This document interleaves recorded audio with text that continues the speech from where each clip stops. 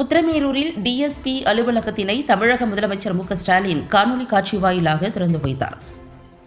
காஞ்சிபுரம் மாவட்டம் உத்திரமேரூரில் காவல் உட்கோட்ட அலுவலகம் அமைப்பதற்கான வாடகை கட்டிடம் தேர்வு செய்யப்பட்டு தமிழக முதலமைச்சர் மு.க.ஸ்டாலின் காணொலி காட்சி வாயிலாக திறந்து வைத்தார்.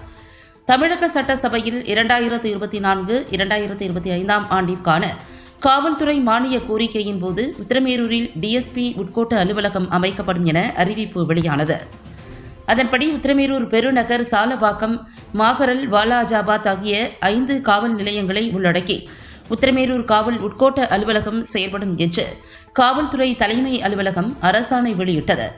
இந்த அலுவலகத்திற்கு இடம் தேர்வு செய்யப்பட்டு நிரந்தர கட்டிடம் கட்டப்படும் வரை வாடகை கட்டிடத்தில் இயங்கவும் தீர்மானிக்கப்பட்டது.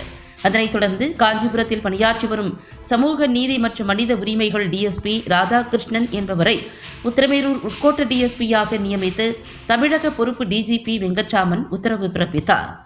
இந்நிலையில் உத்திரமேரூர் காவல் உட்கோட்ட அலுவலகம் தற்காலிகமாக வாடகை கட்டிடத்தில் இயங்க இடம் தேர்வு செய்யப்பட்டு தற்போது உத்திரமேரூரில் தனியாருக்கு சொந்தமான வாடகை கட்டிடத்தில் டிஎஸ்பி அலுவலகம் இயங்க தேர்வு செய்யப்பட்டு அதன் திறப்பு விழாவானது நடைபெற்றது.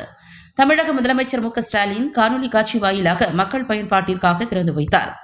தொகுதி சட்டமன்ற உறுப்பினர் சுந்தர் எம்எல்ஏ, சிறப்பு நிலை பேரூராட்சி மன்ற தலைவர் சசிகுமார், ஒன்றிய செயலாளர் ஞானசேகரன் உள்ளிட்ட உள்ளாட்சி பிரதிநிதிகள், காஞ்சிபுரம் உட்கோட்ட டிஎஸ்பிக்கள் ராதாகிருஷ்ணன், அருள்மணி, லோகநாதன், காவல் ஆய்வாளர்கள் சவுந்தரராஜன், ஜெயவேல், பாலச்சந்திரன், செல்லதுரை, சக்திவேல், உதவி ஆய்வாளர்கள் சண்முகம், ராஜா, ரவி, மணிகண்டன் ஆகியோர் கலந்து கொண்டு குத்துவிளக்கேற்றி இனிப்புகள் வழங்கினர்.